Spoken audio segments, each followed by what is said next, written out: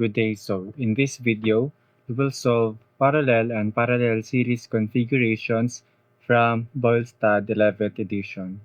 In solving parallel and parallel series configurations, we apply the same process with series, but this time, parallel na siya, or parallel series. So without further ado, let's solve problem number 10. So we are asked in this problem to find or determine VO and ID for networks sa figure 2.160. So first, let's find VO for the circuit or of the figure 2.160A. So that's all for VO. So before finding VO, so of course, we can solve this with KCL. We can also solve this with KVL. So let's do solving this with KVL para mas madali yung process natin. So in this kind of circuits, so we can see that there are two diodes. There is a silicon diode and gallium arsenide diode. So in this case, there will only be one diode that will be working. Why? Because the current will pass through the path with least resistance. So, paano natin malaman kung saan sa kanila yung may least resistance? So, si silicon, ilan ba ang threshold voltage niya? So, alam naman natin, si silicon ay may 0.7 na threshold voltage, while si gallium arsenide is may 1.2 volts na threshold voltage. So, sino sa kanila ang unang mag-on? We can see that si silicon ang unang mag-on. Therefore, ang current unang mag-pass through here. So, mas maraming current ang dadaan dito kaysa sa gallium arsenide since mas malaki ang threshold voltage niya. So, ideally, we will solve this circuit that we consider gallium arsenide as open. So, mag-solve tayo, hindi natin siya gina-consider. So, para siyang open na dito. But in reality, there is still a very small we can tawag dyan, like very small current that passes through here, pero negligible na siya, very negligible current nag-pass through here. But for simplicity, we will treat this part as open. So we will only get the current that will pass through the least resistance. So let's solve this. So let's find ID first so we can get VO. So by KVL, so sa Boylestad, ang way niya is kung ano yung nasa labas or yung nandito na part, yun yung ginakopy niya na sign. While some of us siguro kung gina-follow yung passive sign convention na tinuro sa ECT is yung kung ano yung ginapasukan niya na sign, yun yung ginakopy. At sa Boylestad, ginakopy niya yung nasa after. So para siyang voltage minus voltage drop. Ganun yung na-treat niya sa kanyang KVL. So let's follow Boylestad. So 12 minus 0.7 minus 4.7 KID. So it's equals to 0. So ID is equals to 12 minus 0.7 over 4.7 K. So by using a calculator, you can see that let me show you using the calculator.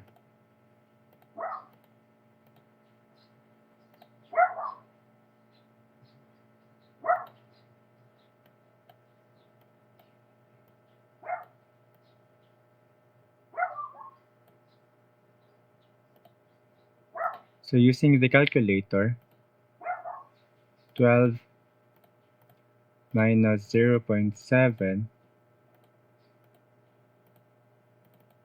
over 4.7k is equals to 2.4 MA.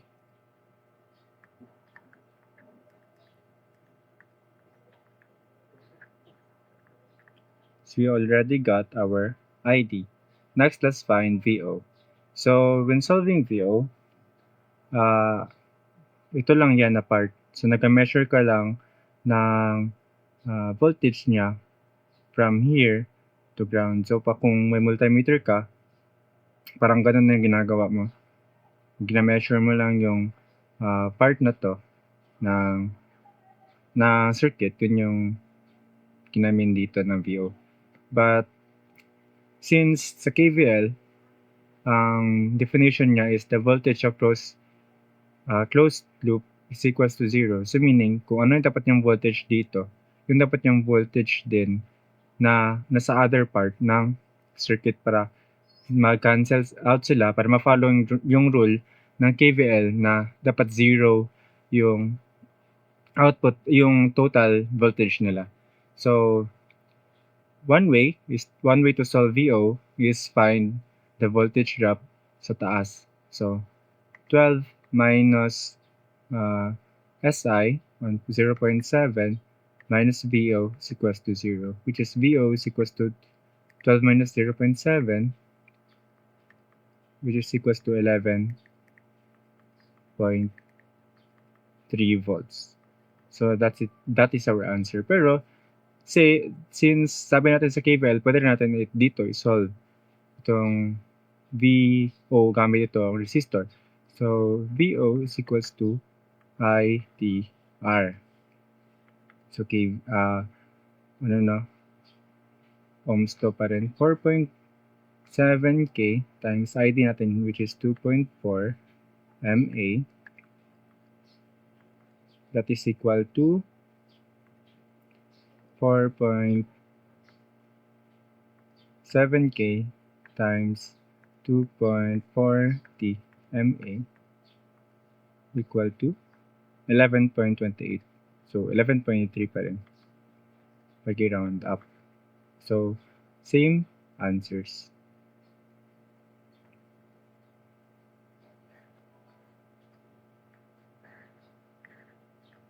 So let's find VO and ID na naman for B. So same way, dito naman, nakita natin si germanium is naka-reverse voltage, reverse bias. So automatically, since hindi man siya forward bias, open siya. And while si silicon is forward bias, so ga-conduct siya forward, ga-allow siya ng current. So may mag-pass through yung current. So 20, diretso na tayo by KVL pa rin. Find ID natin. 20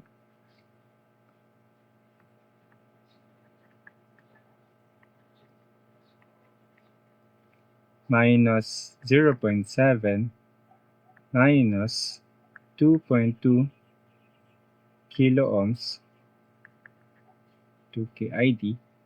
Ito, since positive 4 siya, so ganyan yung sign niya. So minus 4 is equals to 0. So ID is equals to 20 minus 4 minus 0.7 over 2.2K. So by using calculator, 20 minus 0.7 minus 4 divided by 2.2, okay, that is equals to 6.95 MA.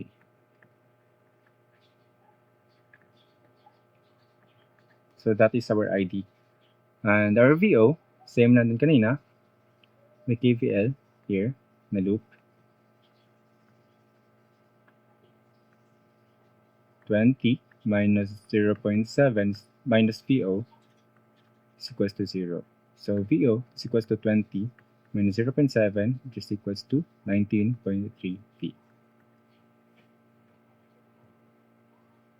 Or you can also solve using this part, no? Same kanina, nag-solve tayo ng ganito rin. Since mag-equal din pa rin naman yun siya sa 19.3 since ga-follow tayo ng rule ng KVL. So, pakita ko sa calculator, dapat mag-equal sila. So, 2.2K times ID, which is 6.95 MA plus 4, which is 19.29. So, 19.29 is still, mag-round up, 19.3. So, same sila.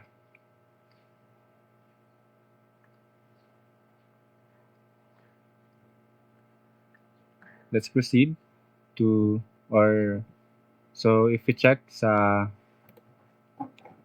answer key, at number 10, ang sabi sa answer key is, ang ID daw is 2.4 MA, which is correct tayo, and 11.3 volts, which is same. While sa B, I think may mali sa kanya, kasi sabi niya, ang ID niya 10.59 MA, pero kung isolve mo naman sa calculator, yung input, same na naman sila ng input, itong 20 minus 4 minus 0.7 over 2.2K.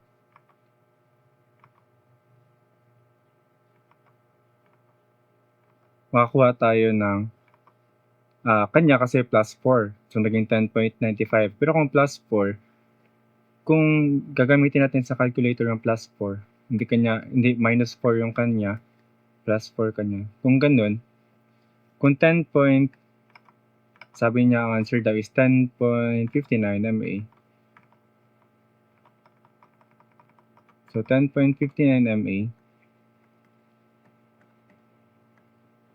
Dapat mag-same siya ng 11.3. Kasi VO niya 11.3 ang answer. 10.59 MA times 2.2K plus 4.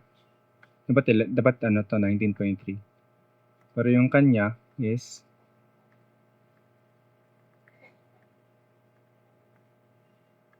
27.29, which is diba nasa answer niya sa VO, which is mali yung kanyang ID.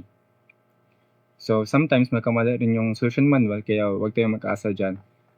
So, solve on your own, and then, if may confusion, saka na kayo mag-consult sa other sources. So, let's solve problem 11. So, problem 11, letter A. So, same way, let's find VO and I daw. So, first, let's find I. So, by KVL, ang path with least resistance sa kanilang dalawa is si silicon. So, mas maraming magdaan kay silicon, therefore, negligible yung current na magdaan kay gallium arsenide since 1.2 volts pa yung kanyang threshold voltage, while si silicon is 0.7 volts. So, let's solve for I. So, by KVL, 1 minus 0.7 minus 1K I is equals to 0. So, I is equals to 1 minus 0.7 over 1K, which is equals to 3 MA. 3 MA ba?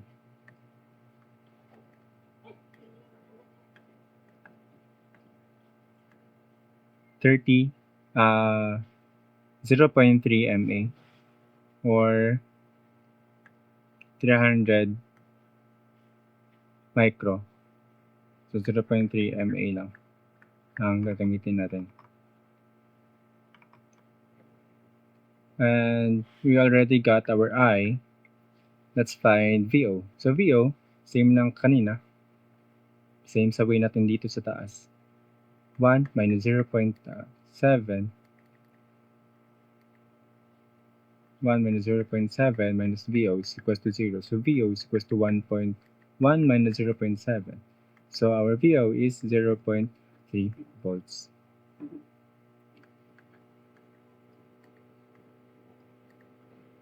So, yung 0.3 volts, dapat yung 0.3 MA times 1K, mag-equal dapat siya sa 0.3 volts din. So, this is our answer for letter A.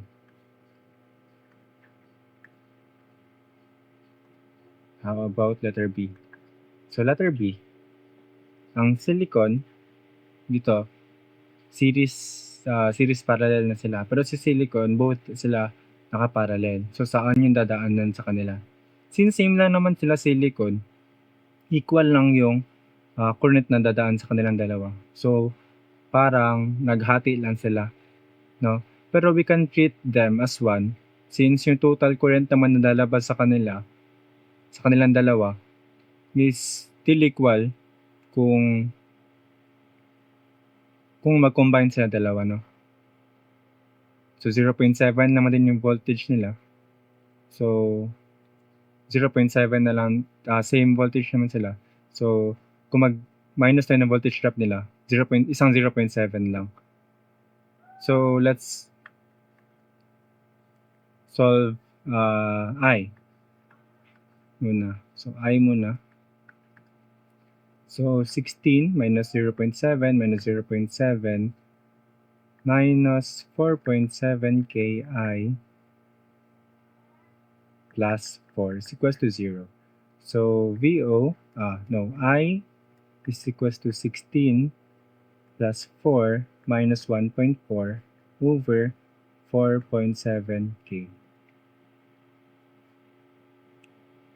So, plugging in that values to the calculator, 16 plus 4 is 20 minus 1.4 over 4.7 K is equal to 3.96 mA.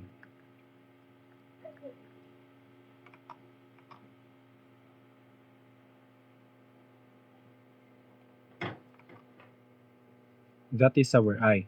So let's solve for VO. VO is same way sa kanina. So by KVL, sa loop na to. So by KVL pa rin.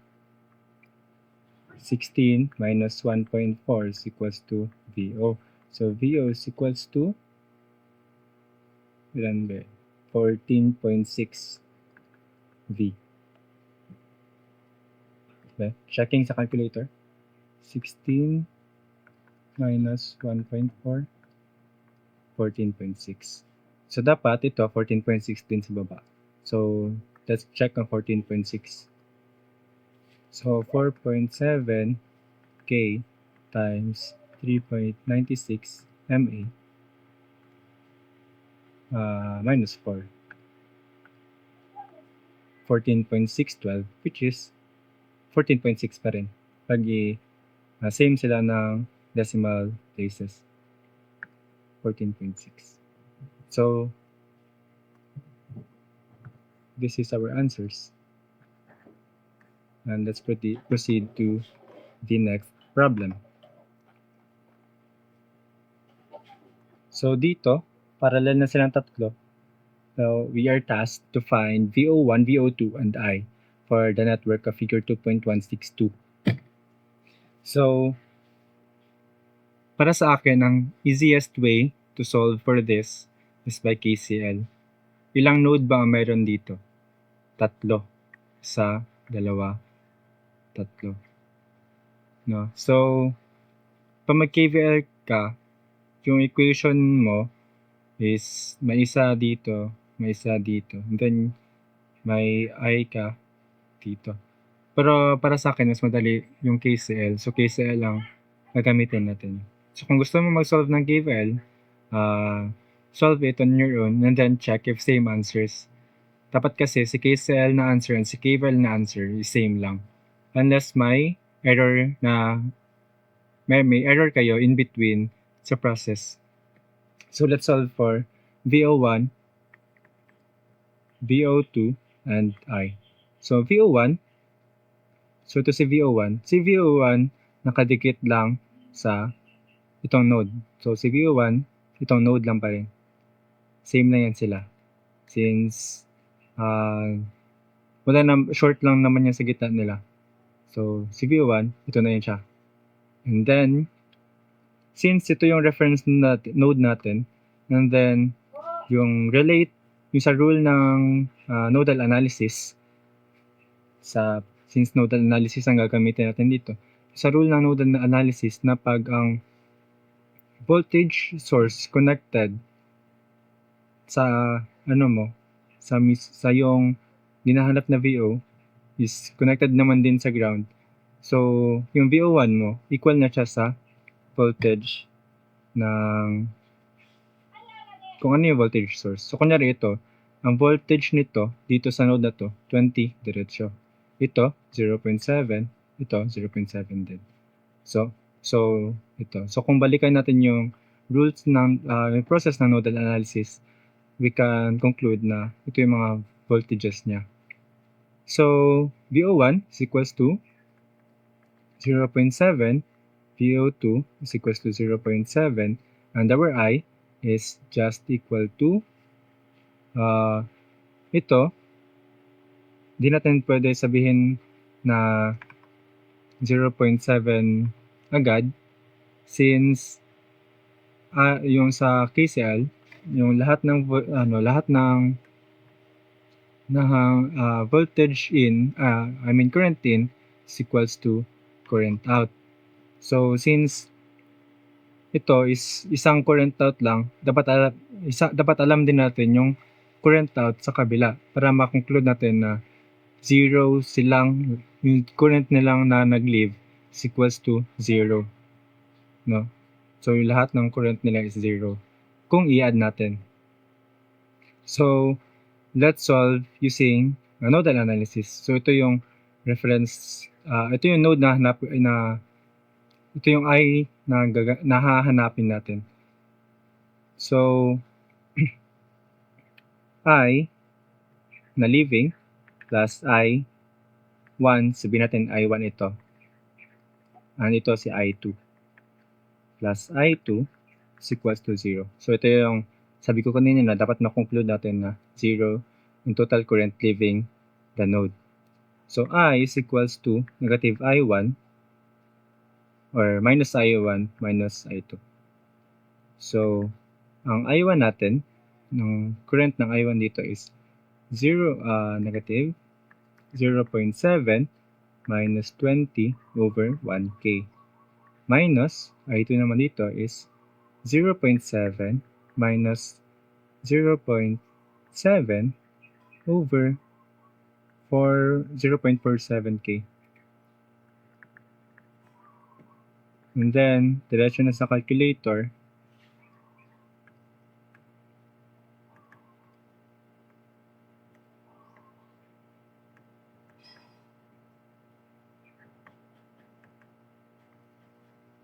Ito parang, dito na part is parang mag-0 naman din siya. Pero ilagay ko lang pa rin sa calculator.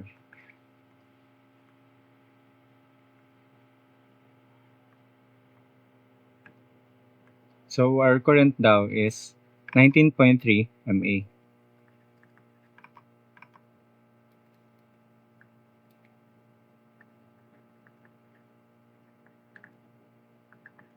So this is our answer. So we can prove naman na yung pag-relate natin ng VO1 and VO2 na 0.7 lang using nodal analysis. So you can find it using systems of linear equations, and then it will still come up with 0.7 if you try nyo nodal analysis and try din using mesh analysis. Dapat same kayo ng answers. So this is our answers for this problem. And then lastly, problem 13 for the series and series parallel configurations.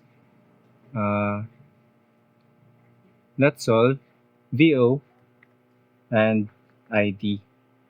So for the network of this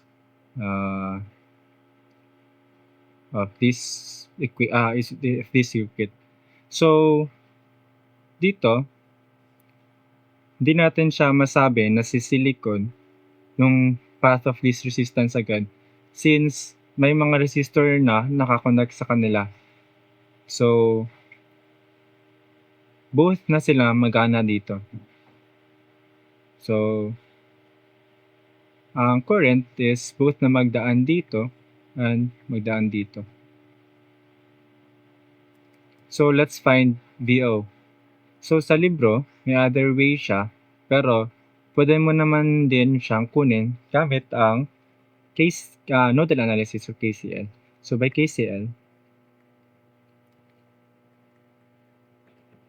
KCL, let's find VO. Ito, VO. Let's find the value of the voltage of this node. So, VO plus 0.7 minus 10, ito na leaving, over 2K plus VO plus 1.2 minus 10. Ito na naman siya na path over 2K plus masingit mo na yun siya dyan, plus VO over 2K is equals to 0. So, using shift solve, let's find the value of VO. So, X plus 0.7 minus 10 over 2K plus X plus 1.2 minus 10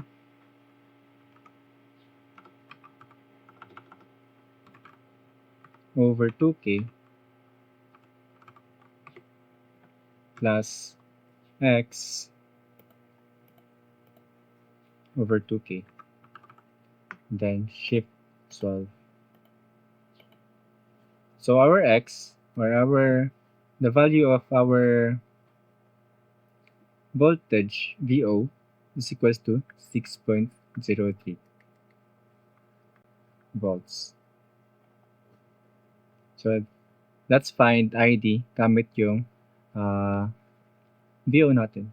So we can solve ID using KVL sa path na to. So by KVL,